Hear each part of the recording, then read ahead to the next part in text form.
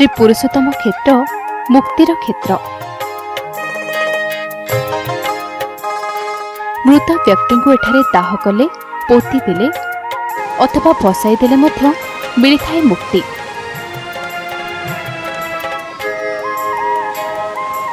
गंगारे केवल स्नान अथवा अस्थि विसर्जन कले मुक्ति संभव।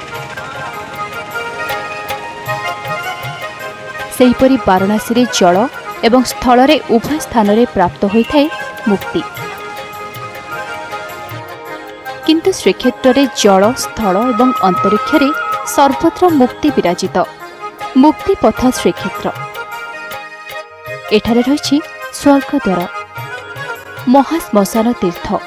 महोदधि कूଳରେ रहिछि एही महातीर्थ। धर्मीय भावापन्न मଣିष मनरे थाए गोटे उद्देश्य, जीवनर शेष समय जेपरि श्रीक्षेत्र रे टिके कटु एवं देहांतरे एही शरीर जेपरि पवित्र स्वर्गद्वार रे मुठे पाउसरे परिणत हेउ।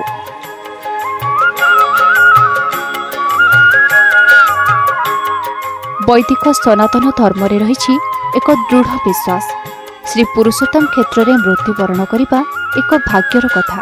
कारण चिरदिन पर मृत्युवरण करिथिबा व्यक्तिर समस्त दोष विनाश होई ताकु प्राप्त होइथाए चिर शांति। क्षेत्रस्थ मुर्मुष जीव मानक प्रति प्रभु जगन्नाथ पक्षांतरे होइथांती प्रसन्न।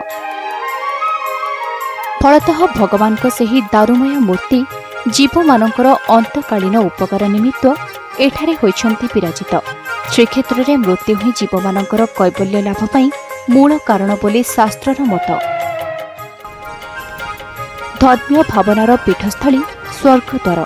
राज्य तथा राज्य बाहर प्रतिदिन अनेक शव एठाकू आसीथाए दाह हेबा पाई।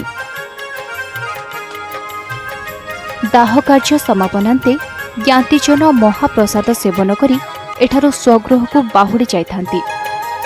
स्वर्गद्वार रही अघोरी संप्रदायर उपासित बाबा भूतनाथ महादेव मंदिर, श्मशानकाली मंदिर, विश्राम गृह, पथश्राद्ध गृह। निकटरे रही अन्नदा ठाकुर समाधि, जे कि भारतर थिले जणे महान मातृ साधक। तांको प्रतिष्ठित आद्यापीठ और रामकृष्ण संघ कोलकाता ठारे प्रतिष्ठित। एही पवित्र श्मशान रे शव दाह पई रही एक काठगोला, शव दाहकारी व्यक्ति, पथश्राद्ध पुरोहित। जेकोसी समय तथा जेकोसी मुहूर्त एसबू एठारे उपलब्ध। सर्वोपरि एही स्थान एक पवित्र तीर्थस्थलर मान्यता लाभ करिछि। प्रत्येक दिन हजार हजार लोक एही स्वर्गद्वार दर्शन रे आसिथांती एवं अति श्रद्धारे एहार धूली को मथारे लगाई चिरदिन एहिठारे विश्राम नबाकू आशा पोषण करिथांती।